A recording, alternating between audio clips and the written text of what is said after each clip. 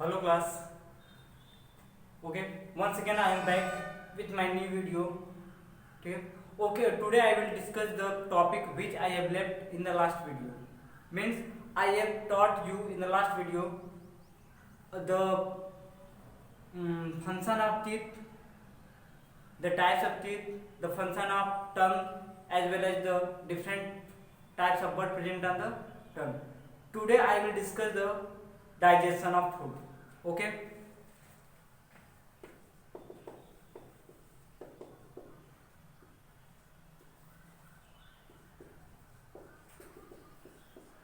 ठीक है, तो आज हम पढ़ेंगे डाइजेशन ऑफ फूड। तो डाइजेशन ऑफ फूड पढ़ने से पहले हमें क्या करना पड़ेगा, फिगर ड्रॉ करना पड़ेगा ताकि हम समझ सकें कि एक्चुअल डाइजेशन किस तरह चलता है।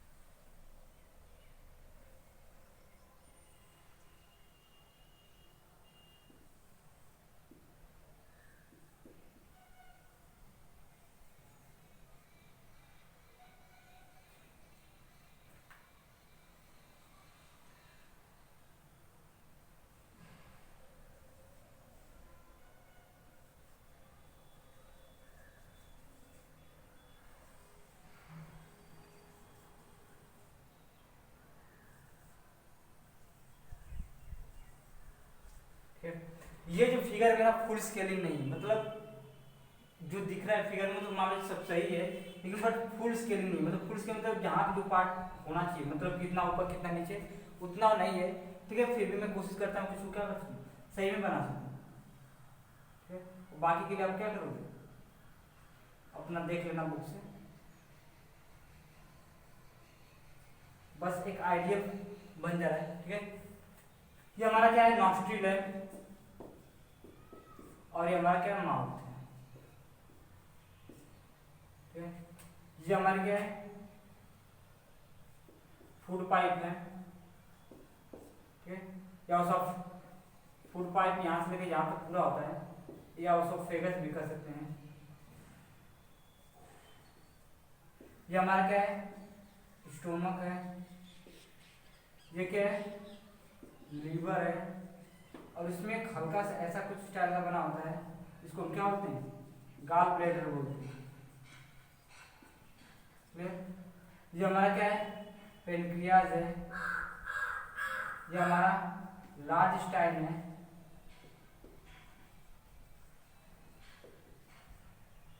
ये हमारा क्या है, स्मॉल इंटेस्टाइन है।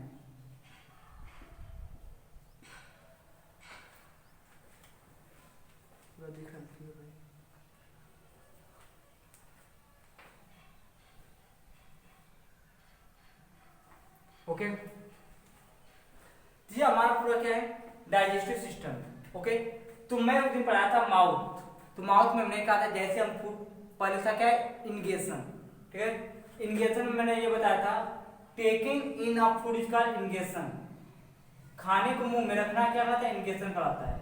उसके बाद जैसे हम मुंह में रखते हैं, दांत उनको क्या करते हैं, काटते हैं, फाड़ते हैं, पीसते हैं, और पूरी तरह क्या होते हैं, एक मिक्सअप फॉर्म बनाते हैं। उसके बाद क्या होता है कि जैसे मुंह में रखते हैं और जैसे कटते पीटते हैं, हमारा टंग है वह स्लाइवा सीक्रेट करता है। स्लाइवा का दो काम होता है, पहली बात ये होता है कि पूरे के पूरे फूड को वेटी गीला कर देता है ताकि आराम से क्या कर सकें, स्वेलो कर सकें। साथ ही साथ उसका काम यह रहता है कि स्लाइवा के अंदर एमाइलेस नाम का एक एंजाइम पाया है, जिसका काम यह होता है कि फूड में जो स्टार्च है या जो ग्लूकोज है उसको सिंपल फॉर्म में क्या करना, सिंपल शुगर में ब्रेक कर देना। ओके, अब जैसे यहाँ इतना होता है, मतलब पहला जो डाइजेशन स्टार्ट होता है वो हमारे माउथ में होता है, वो भी किसका होता है, शुगर का। हो गया क्लियर। अब नेक्स्ट आता है कि कि जैसे फूड वहाँ पे क्या होता है, मिक्स हो जाता है, डाइजेस्ट हो जाता है, ठीक है, तुरंत वहाँ से फूड नीचे आता है, किससे, ओसोफेगस में। ओसोफेगस में जो आता है वो ऐसे स्टाइल का होता है, एक प्रोपाइट, ठीक है, मतलब जिस ऐसे मतलब टेढ़ा टेढ़ा, मतलब क्या होता है, पाइप सीधा ही है, बट माना जाता है कि वो चूड़ी के आकार का होता होगा। और जो फूड आते हैं, ठीक है, वो डायरेक्टली नहीं आता है, मतलब सीधा सीधा नीचे नहीं आ जाता है, बल्कि वो एक अलग से मोशन की तरह से आता है, पेरिस्टाल्सिस शायद बोलते हैं उसे। ये मोशन चलते क्या आता है, नीचे आता है,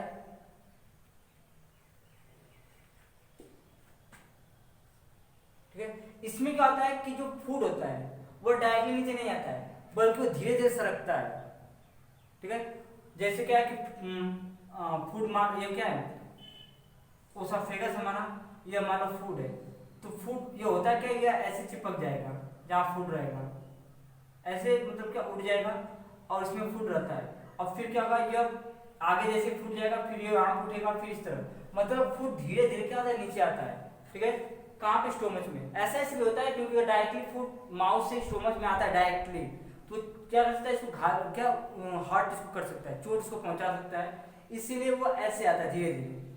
ये बात और ध्यान रखिएगा, ओसोफेगस में किसी भी टाइप का कोई डाइजेशन नहीं होता है, ठीक है।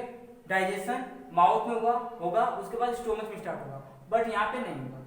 जैसे ही फूड स्टोमच में आता है, ठीक है, उस पर 3 टाइप के लिक्विड एक्शन करती हैं, क्योंकि हमारा स्टोमच जो है वो 3 टाइप का लिक्विड सिक्रेट ही करता है, ठीक है। एक पर आता है म्यूकस,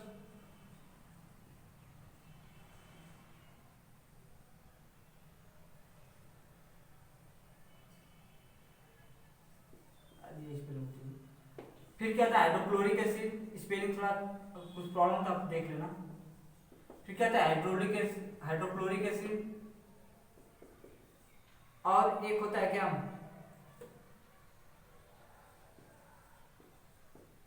पेप्सिन नाम का। क्लियर। पहला काम किसका आता है, हाइड्रोक्लोरिक एसिड का। हाइड्रोक्लोरिक एसिड के 2 फंक्शन होते हैं। पहला फंक्शन ये होता है कि जो फूड आया रहता है माउथ से स्टोमच में, हो सकता है कि उसमें क्या हो, माइक्रो ऑर्गेनिज्म हो, तो उसको मारने के लिए हाइड्रोक्लोरिक एसिड क्या करता है कि जो भी डिजीज, जो भी जर्म्स रहते हैं उसमें, उसको वो किल कर देता है, मार देता है।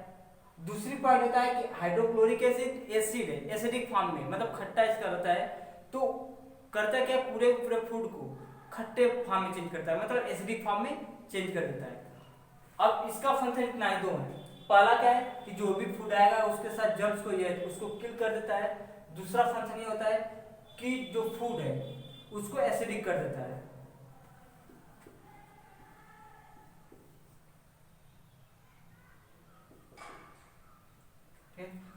जो म्यूकस होता है उसका फंक्शन ये होता है कि अगर कभी कभार ऐसा होता है कि अगर हमारे स्टोमच में फूड प्रेजेंट नहीं हो, फिर भी हाइड्रोक्लोरिक एसिड क्या करती है, सीक्रेट होती रहती है, ठीक है।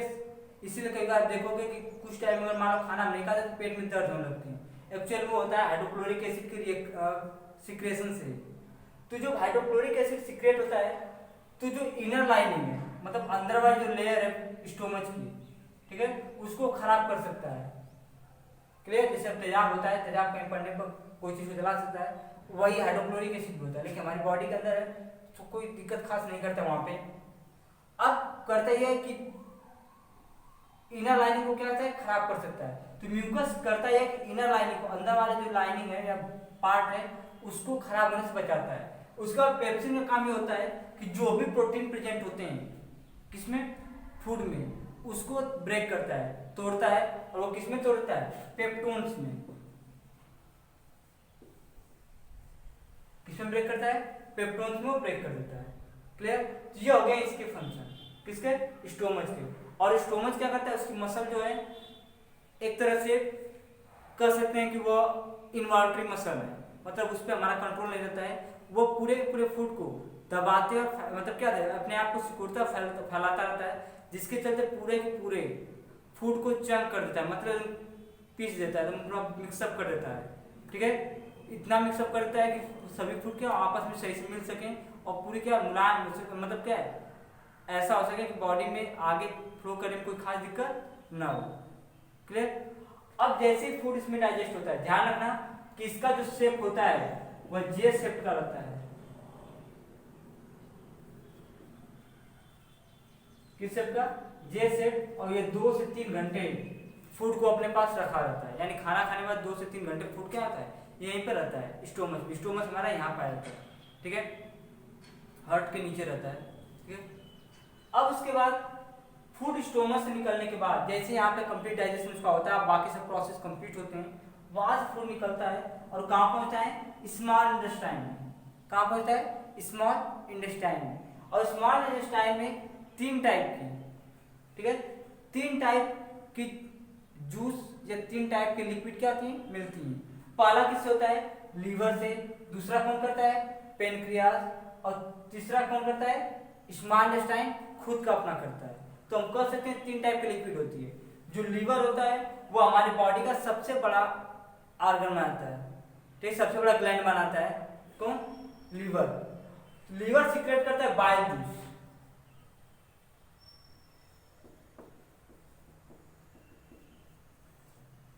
क्या सीक्रेट करता है? बाइल जूस सीक्रेट करता है। और उस बाइल जूस को कुछ टाइम के लिए टेम्पोरली कहाँ स्टोर कर रखता है? गॉल ब्लैडर में, ठीक है। इसको हिंदी में बोलते हैं पीत की थैली, ठीक है।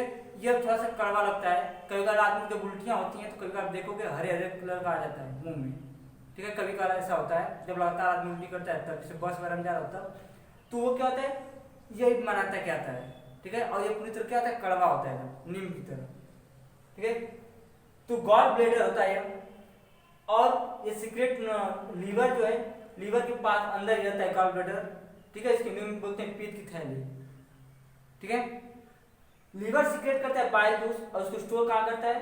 गॉल ब्लैडर में। और गॉल ब्लैडर समय समय पर उस बाइल जूस को कहाँ भेजता है? स्मॉल इंटेस्टाइन के अंदर।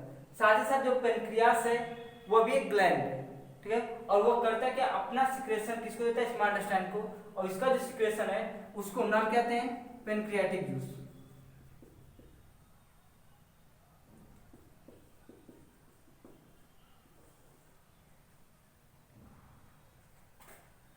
हो गया।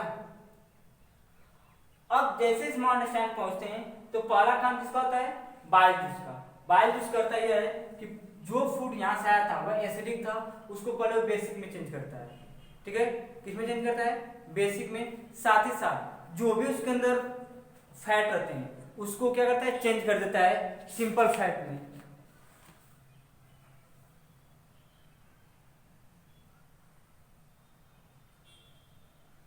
ठीक है। जो फैट होते हैं उसके डाइजेशन में क्या करता है?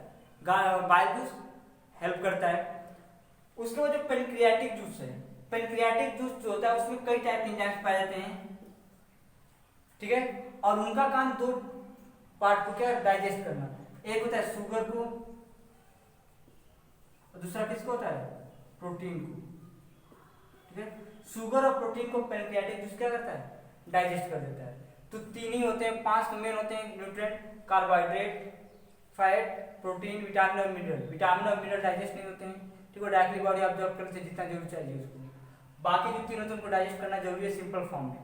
अब ये होते क्या है कि बाइल जूस फैट को डाइजेस्ट कर दिया और पेनक्रियाटिक जूस जो होते हैं उसमें कई टाइप के पाते हैं एंजाइम्स, और वो शुगर और प्रोटीन को क्या करता है? डाइजेस्ट करता है। जैसे ही डाइजेस्ट होते हैं और वो किसके पास जाते हैं? लास्ट में इंटेस्टाइनल जूस के पास। क्योंकि मैंने कहा कि स्मॉल इंटेस्टाइन में 3 टाइप के जूस सीक्रेट होते हैं। पहला होता है बाइल जूस,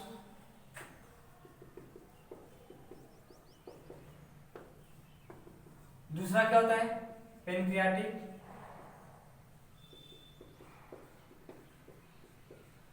और तीसरा क्या होता है? इंटेस्टिनल।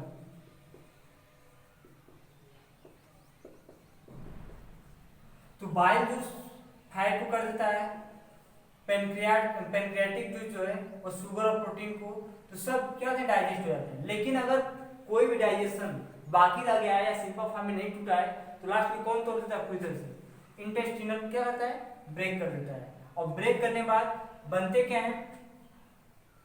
शुगर जो है वो ब्रेक होता है ग्लूकोज में, वो ब्रेक होता है फैटी एसिड और किसमें, ग्लाइसरोल में, और जो प्रोटीन है वो ब्रेक होता है अमीनो एसिड में, क्योंकि अमीनो एसिड से प्रोटीन बनता है। क्लियर? इन तीनों में क्या ब्रेक होते हैं और स्मार्ट इंटेस्टाइन में पूरा डाइजेशन कंप्लीट हो जाता है। अब कोई भी फूड का डाइजेशन बाकी नहीं रह गया। जैसे फूड का डाइजेशन कंप्लीट होता है, अब उसके बाद काम यह रह जाता है कि डाइजेस्टेड फूड में से जो फूड या जो न्यूट्रिएंट जरूरी होते हैं बॉडी के लिए, अब उसको ऑब्जर्व करना, क्योंकि हम पूरे डाइजेस्टेड फूड को नहीं ले सकती बॉडी, ठीक है, क्योंकि उसमें बहुत सारे वेस्ट होते हैं और कुछ ही क्या होते हैं इंपॉर्टेंट रहते हैं, तो हम उसको क्या करते हैं एब्जॉर्ब करते हैं। तो डाइजेशन के बाद जो तीसरा प्रोसेस आता है वो आता है एब्जॉर्प्शन का।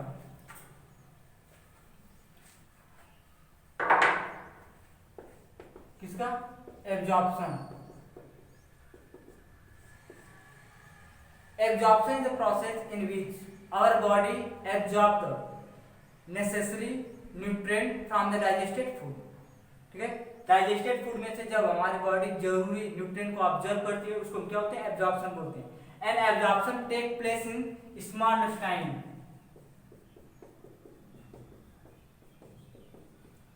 स्मॉल इंटेस्टाइन में क्या होती है एब्जॉर्प्शन होती है, मतलब फाइनल डाइजेशन भी स्मॉल इंटेस्टाइन हुआ और एब्जॉर्प्शन भी क्या होगा स्मॉल इंटेस्टाइन में हुआ। ओके, अब होता है कि एक्चुअल में डाइजेशन होता कैसे, तो डाइजेशन करने के लिए होता है कि हेयर लाइक स्ट्रक्चर प्रेजेंट होता है किसमें, स्मॉल इंटेस्टाइन के अंदर। ठीक है, पतला पतला बहुत पतला होता है, जिसको हम विली भी पढ़ते हैं या विलाइट लोग पढ़ते हैं, ये होते हैं फिंगर लाइक होता है, हेयर लाइक कर सकते हैं, पतला पतला होता है। तो जब फूड इसके अंदर से पास करता है, ठीक है, तो फूड के साथ ये क्या होते हैं मिलते रहते हैं, उसमें फंसते रहते हैं और आगे फूड इनको क्या होता है फूड इसमें से आगे पास होता रहता है। तो जैसे फूड आगे पास होते हैं जो भी न्यूट्रिएंट जरूरी होता है फटाफट ये विलीज क्या करती हैं एब्जॉर्ब कर लेती हैं, अपने अंदर ले लेती हैं और फूड को वैसे क्या करती हैं आगे पास होने देती हैं। और यहाँ से ऑब्जर्व करने के बाद करती क्या है, क्योंकि ठीक पीछे क्या लगा होता है ब्लड वेसल, यानी ब्लड को कैरी करने वाली वेन्स नसें लगी होती हैं, जो कुछ भी कहो, ठीक है, वेन्स और क्या बोलते हैं उसको आर्टरी सब लगी रहती हैं, ब्लड वेसल जिसको बोलते हैं एक साथ कर, तो ब्लड वेसल मतलब ब्लड कैरी ट्यूब, ब्लड को ले जाएगा ट्यूब, जैसे नस होती है हमारी ना, उसको ब्लड वेसल बोलते हैं। इसके ठीक ऊपर क्या लगी होती है ब्लड वेसल, और जैसे फूड ऑब्जर्व होता है वो तुरंत किसमें पहुंच जाता है ब्लड में, और ब्लड ले जाकर उसको कहां कर देता है हमारे पूरे बॉडी में। तो absorption of food take place in the small intestine with the help of villi या विलाई। ठीक है, अब उसके बाद जैसे एब्जॉर्प्शन होता है, मैंने अगला पॉइंट पढ़ा था क्या एसिमिलेशन। एसिमिलेशन क्या होता है the use of absorb food by the body. जो फूड हमने ऑब्जॉर्व किया अगर उसको बॉडी जब यूज करते तो एसिमिलेशन कराता है। तो मैंने अब तक क्या पढ़ा है कि ब्लड क्या करता है न्यूट्रिएंट को लेता है जो हमने ऑब्जॉर्व किया था और उसको पूरे बॉडी में पहुंचा देता है। अब बॉडी के अलग अलग पोर्शन में जाता है और वहां पे जिस फंक्शन के लिए बना है, कार्बोहाइड्रेट है तो एनर्जी देगा, प्रोटीन है तो मसल बनाएगा, फैट हो तो हमें एनर्जी देगा, विटामिन मिनरल्स हमारे बॉडी के फंक्शन को कंट्रोल रखेंगे, सही रखेंगे। तो जिस फंक्शन के लिए बना है वो फंक्शन करना शुरू कर देता है। क्लियर? तो एब्जॉर्प्शन हो गया, एसिमिलेशन। अब क्या होता है फूड जैसे ही यहाँ सब कुछ कर लेता है डाइजेशन, उसके बाद पहुंचता कहाँ है लार्ज इंटेस्टाइन में। ठीक है, और लार्ज इंटेस्टाइन में कोई डाइजेशन नहीं होता है, बस होता है एक चीज, और वो क्या है एब्जॉर्प्शन ऑफ एक्स्ट्रा वाटर।